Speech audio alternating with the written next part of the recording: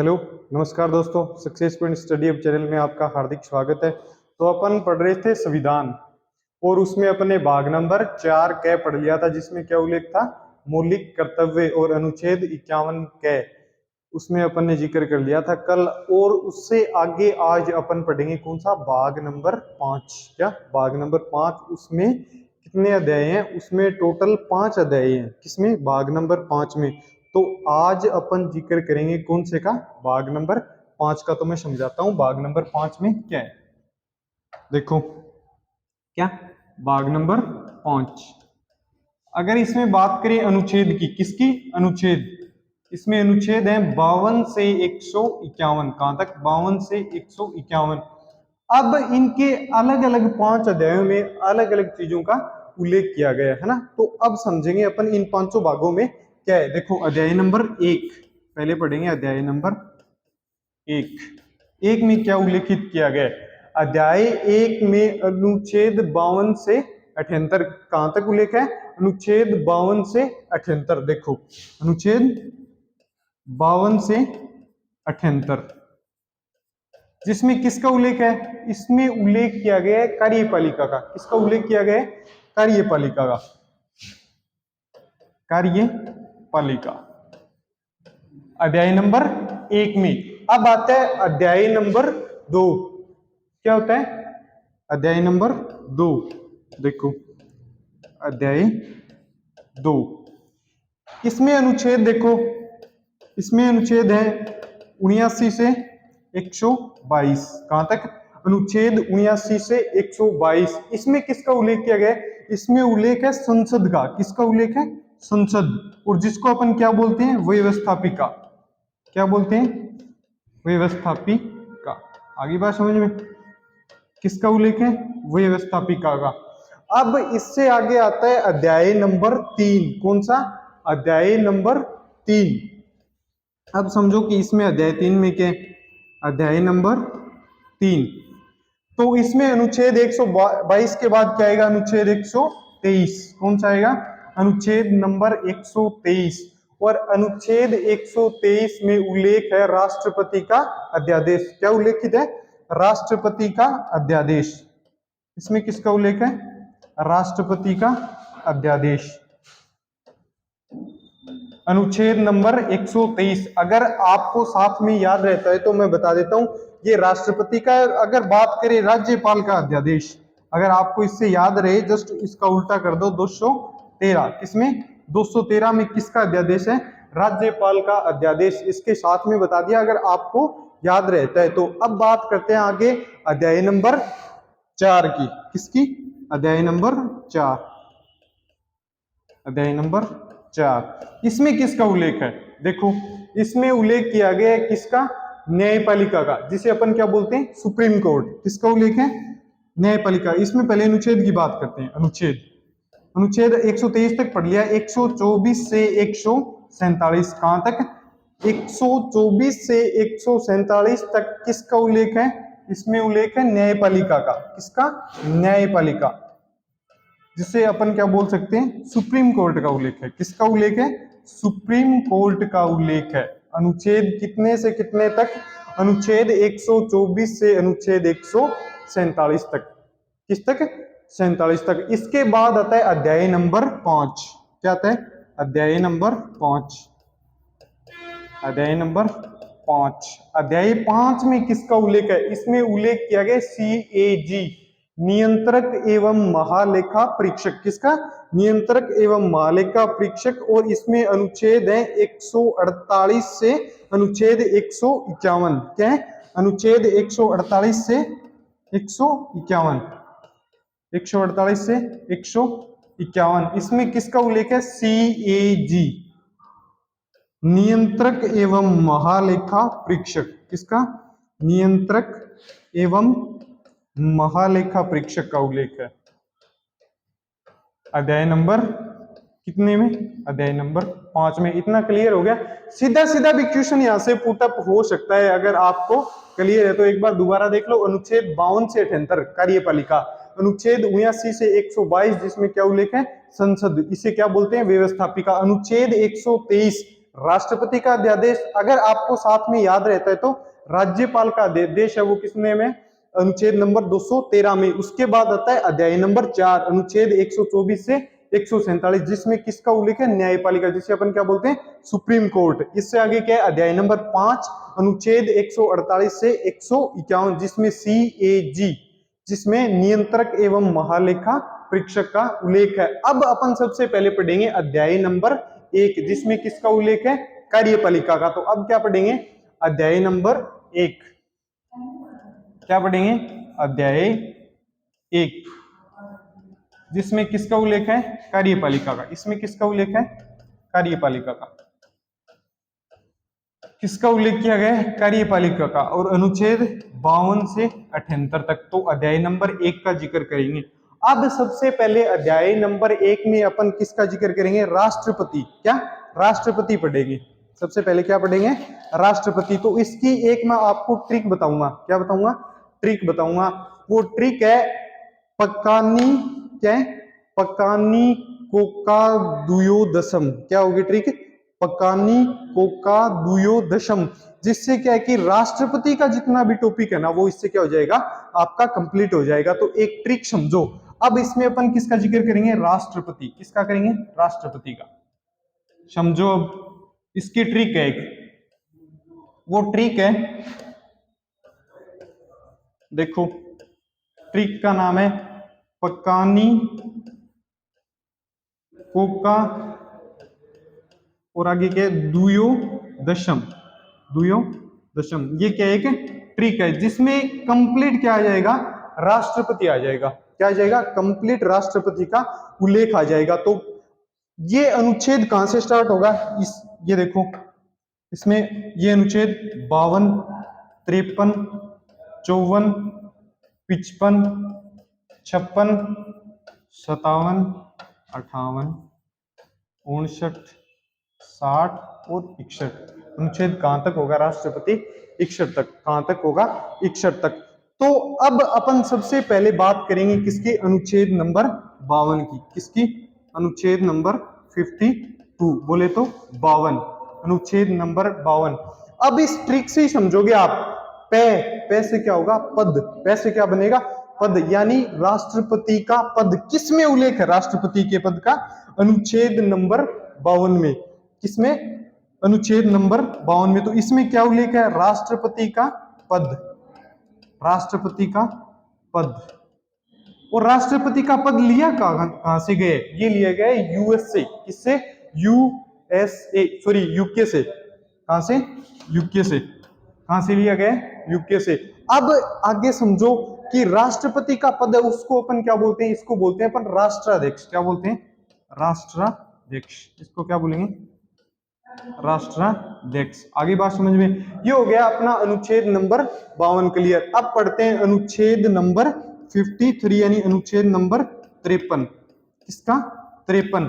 अब अनुच्छेद नंबर 53 में उल्लेख किया गया किसका, कार्यपालिका की शक्ति। किसका उल्लेख किया गया, कार्यपालिका की शक्ति का। देखो तो अनुच्छेद नंबर 53, इसमें उल्लेख किया गया कार्यपालिका की शक्ति। अब समझो ये क्वेश्चन इंपॉर्टेंट बनता है यहां से। कार्यपालिका की शक्ति, कार्यपालिका की शक्ति दो रूप से वितरित होती है। कितने रूप से, दो रूप से। अगर बात की जाए कार्यपालिका की वास्तविक शक्ति, किसकी, वास्तविक शक्ति किसमें निहित होती है, प्रधानमंत्री में। किसमें, वास्तविक, प्रधानमंत्री में। अगर बात की जाए औपचारिक की, तो औपचारिक किसमें होती है, राष्ट्रपति में। किसमें, राष्ट्रपति में। औपचारिक जो शक्ति है वो किसमें होगी, राष्ट्रपति में। किसमें, राष्ट्रपति में। वो बताता हूं मैं कैसे। और वास्तविक जो शक्तियां होंगी ना वो किसमें होंगी, वास्तविक जो शक्तियां होंगी वो किसमें होंगी, प्रधानमंत्री यानी पीएम में। जैसे मान लो कोई कानून बनता है तो वो कौन लेके आती है, संसद लेके आती है। तो उसमें सारी शक्तियां किसमें निहित होती हैं, प्रधानमंत्री में। और राष्ट्रपति उस पे हस्ताक्षर करने के लिए क्या होता है, बाध्य होता है। अगर एक बार वो उसको नकार भी देता है तो नेक्स्ट टाइम वो बाध्य है, क्या बाध्य है कि उस पे हस्ताक्षर करे ही। आगे बात समझ में। तो और ज्यादातर ऐसा भी होता है कि राष्ट्रपति ऐसा नहीं करते। क्यों नहीं करते, क्योंकि जो राष्ट्रपति बनता है वो उसी सरकार का बनता है, क्या, जिसका केंद्र में बहुमत हो। आगे बात समझ में। तो इसलिए क्या होता है कि लगभग ऐसा नहीं होता है, राष्ट्रपति उसको मानने के लिए बाध्य होता है। और जो सरकारें होती है वो क्या करती हैं, जो अपने पक्ष का सदस्य होता है उन्हीं को राष्ट्रपति का उम्मीदवार उतारती है और संभावना भी उनकी जीतने की ज्यादा होती है। आगे बात समझ में। तो औपचारिक शक्तियां हैं राष्ट्रपति में, वो सिर्फ बाध्य है हस्ताक्षर करने के लिए, उस पद पे बैठा है, ठीक है। और वास्तविक शक्तियां किसमें है, प्रधानमंत्री में।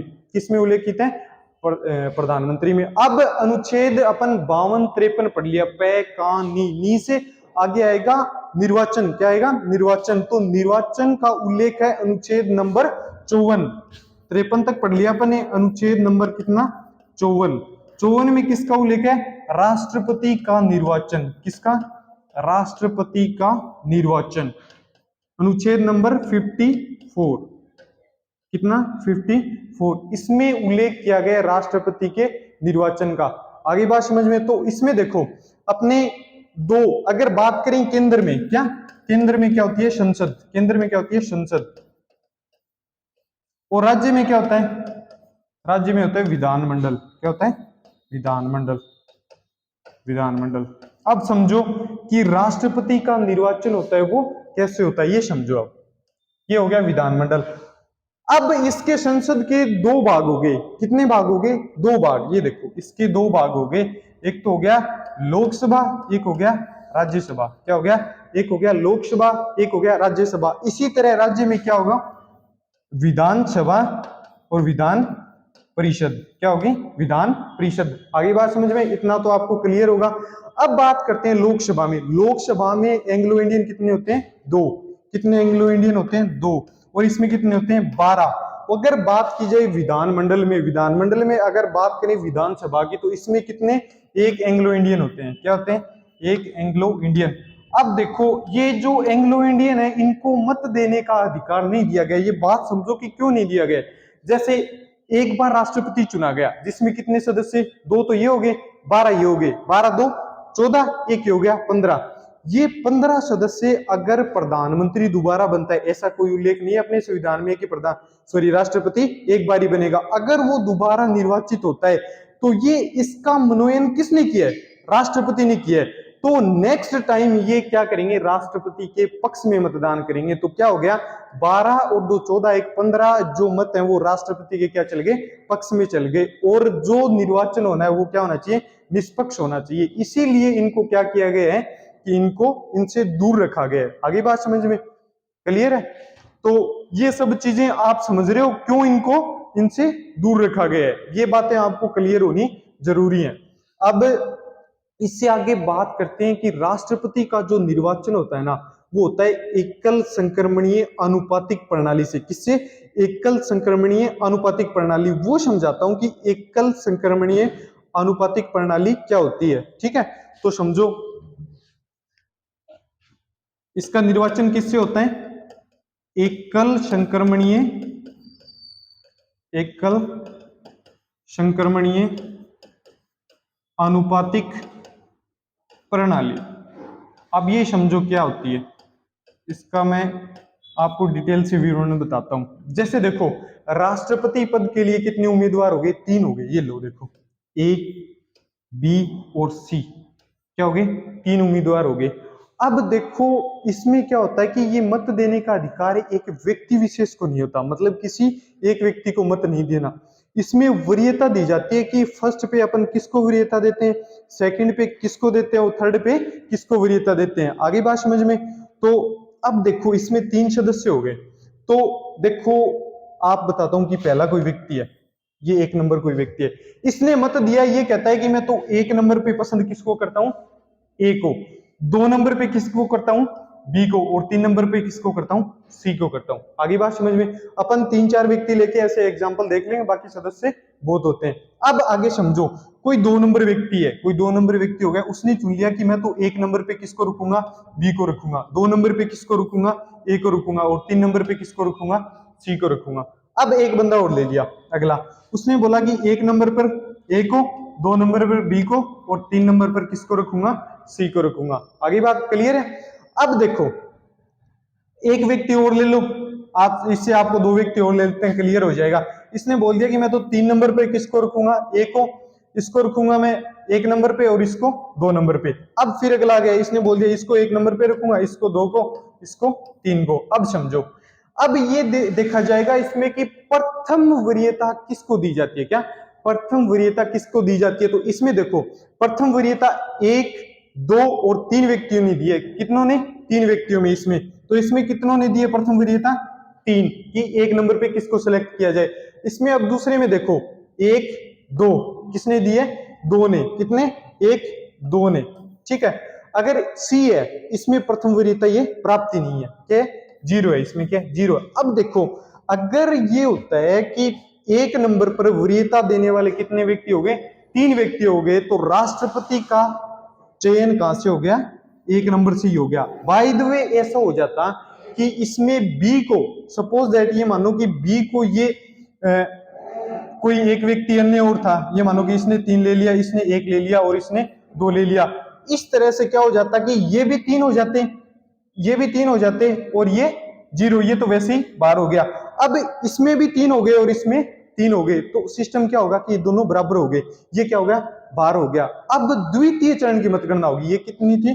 प्रथम चरण की मतगणना। प्रथम चरण की मतगणना जिसमें क्या होगी कि 2 व्यक्ति बराबर हो गए, इनको भी 3 प्राथमिकता और इसको भी 3 लोगों ने प्राथमिकता दी। अब अगले में क्या होगा? इसमें देखा जाएगा कि 2 नंबर पे प्राथमिकता किसको दी जा रही है। अब देखो इसमें 2 नंबर पे, इसमें तो एक व्यक्ति है और इसमें 2 नंबर पे किसने वरीयता दी है? एक ही व्यक्ति ने। और इसमें देखो 2 नंबर पे 1, 2 कितने लोगों ने दिया? 2। तो इसमें राष्ट्रपति कौन चुना जाएगा? बी चुना जाएगा, क्योंकि द्वितीय चरण की मतगणना में सर्वाधिक अगर किसी को चयन किया गया तो वो किसको किया गया? बी को चयनित किया गया। किसको किया गया? बी को चयनित। तो राष्ट्रपति का चयन इस आधार पे होता है। आगे बात समझ में ये होती है अनुपातिक प्रणाली। इसे क्या बोलते हैं अपन? अनुपातिक प्रणाली। क्लियर? अब बात करते हैं कि जो वोट वैल्यू होती है ना, कि एमएलए की वोट वैल्यू कितनी होती है, एमपी की वोट वैल्यू कितनी होती है, उसके बारे में थोड़ा अपन समझ लेते हैं।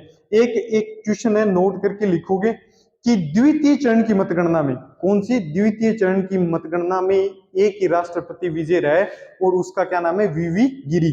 कौन है? वीवी गिरी। नोट लगा के लिखो ये नोट। द्वितीय चरण की मतगणना, क्या? द्वितीय चरण की मतगणना। और इसमें विजयी कौन रहा है? एकमात्र राष्ट्रपति, और वो कौन है? वीवी गिरी। कौन रहा है? वीवी गिरी। क्लियर? आगे बात समझ में। अब इससे आगे अपन जिक्र करते हैं किसका? वोट वैल्यू का। किसका? वोट वैल्यू का। तो अपन बात करते हैं कि एमएलए की वोट वैल्यू कितनी होती है। किसकी? एमएलए की। क्योंकि एमएलए कहां से चुने जाते हैं? विधानसभा से। कहां से? तो उसमें होता है कि कुल जनसंख्या है, उसमें विधानसभा की जितनी भी सीटें उनका भाग दे दो, गुणा में क्या कर दो? 1000 कर दो। क्या कर दो? 1000 कर दो। आगे बात समझ में। तो देखो एमएलए की वोट वैल्यू, वोट वैल्यू तो क्या होगा? कुल जनसंख्या। क्या होगा? कुल जनसंख्या। और कुल एमएलए मान लो या विधानसभा की सीट मान लो, बात तो बराबर ही होगी। तो कुल एमएलए लिख दो, कुल एमएलए और इनटू 1000। इससे क्या आ जाएगा? एक एमएलए की क्या आ जाएगी? वोट वैल्यू आ जाएगी। क्या आ जाएगी? एक एमएलए की वोट